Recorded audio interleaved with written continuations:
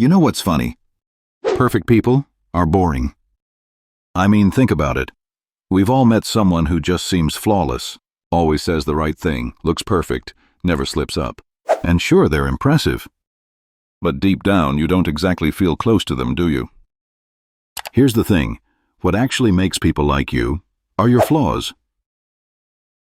There's a famous psychology experiment from the 1960s. Two people took part in a quiz. Both were smart, both nailed most of the answers. But one of them, while answering, suddenly stumbled on an easy question. He laughed and said, "Wow, can't believe I blanked on that one." Guess which person people liked more? The one who messed up a little.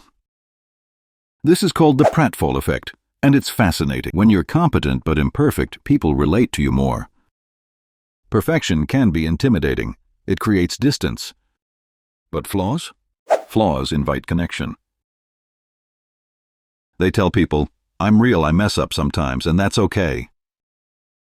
So be good at what you do, yes, but don't be afraid to let people see the occasional stumble. Laugh at your mistakes. Share your awkward moments. Because sometimes, it's not your polish but that little moment of forgetting the obvious that makes you magnetic.